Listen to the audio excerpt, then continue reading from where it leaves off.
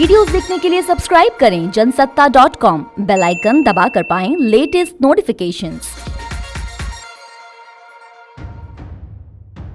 भारत ने सोमवार यानी 29 जून को चीन के 59 ऐप को राष्ट्र के सुरक्षा को खतरा बताते हुए बैन कर दिया। भारत सरकार के इस फैसले के बाद अब अमेरिका के संघीय संचार आयोग यानी FCC ने अमेरिका संचार नेटवर्क को सुरक्षित करने के अपने प्रयासों के तहत चीन के हुआवे टेक्नोलॉजी कंपनी और ZTE कॉरपोरेशन को राष्ट्रीय सुरक्षा के लिए खतरा माना है।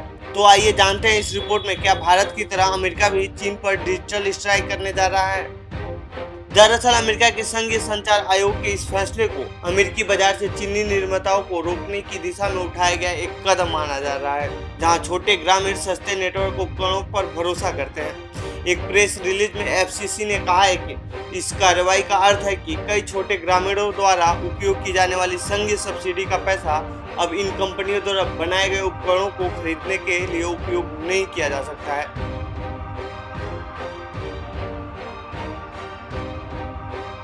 बता दें कि FCC ने अपने बयान में कहा है कि हुआवे और ZTE दोनों का चीनी कम्युनिस्ट पार्टी और चीन के सैन्य से घनिष्ठ संबंध है। मामले में FCC के चेयरमैन अजित पै ने ट्वीट कर कहा कि हम एक स्पष्ट संदेश भेज रहे हैं कि अमेरिकी सरकार और विशेष रूप से FCC अमेरिकी कम्युनिकेशन नेटवर्क में चीनी कम्युनिस्ट पार्टी को फायदा उठाने की अनुमति नहीं देगी। बता दें कि व्यापार, कोरोना वायरस और सुरक्षा मुद्दों पर बीजिंग और वाशिंगटन के बीच तनाव बढ़ने के बीच FCC ने चीनी कंपनियों की तेजी से छानबीन करना शुरू कर दिया है। इस आधार पर FCC 3 मोबाइल कंपनियों को बैन करने पर विचार कर रही है। पिछले साल जब चीन की हुआवे कंपनी ने अमेरिकी बाजार में अपना 5G फोन उतारने की तैयारी कर रही थी, तब अमेरिका ने यह कहकर रोक लगा दी थी कि हुआवे के उपकरण का इस्तेमाल चीन जासूसी के लिए कर सकता है। हालांकि इस मामले पर कंपनी बार बार जासूसी से इनकार किया है।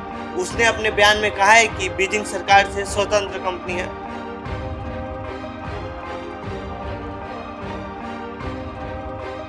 हालांकि FCC के इस फैसले के बाद से अभी तक हुआवे और ZTE की तरफ से फिलहाल कोई प्रतिक्रिया सामने नहीं आई है, लेकिन पिछले साल जब नवंबर में इस कंपनी के खिलाफ वोटिंग हुई तो कंपनी ने कड़ा विरोध जताया था।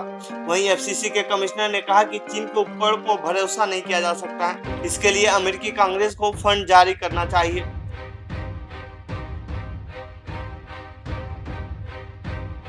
बता दें कि भारत द्वारा चीनी ऐप को बंद किए जाने के बाद चीनी ऐप टिकटॉक ने मंगलवार यानी 30 जून को कहा कि वह भारत सरकार के आदेश के मुताबिक ऐप को बंद करने की प्रक्रिया में है। कंपनी ने जोर देते हुए कहा कि उसने ऐप का इस्तेमाल करने वाले किसी भी भारतीय की जानकारी चीन अथवा किसी अन्य देश के साथ साझा नहीं की है।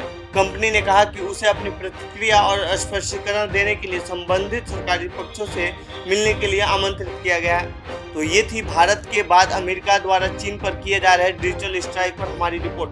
आपको कैसी लगी यह रिपोर्ट कमेंट बॉक्स में जरूर बताएं। साथ ही अमेरिकी सरकार के इस फैसले पर आप क्या कहना चाहते हैं कमेंट बॉक्स में जरूर लिखें। बाकी देश दुनिया की खबरों के लिए बने रहिए जनसत्ता के साथ। धन्यवाद।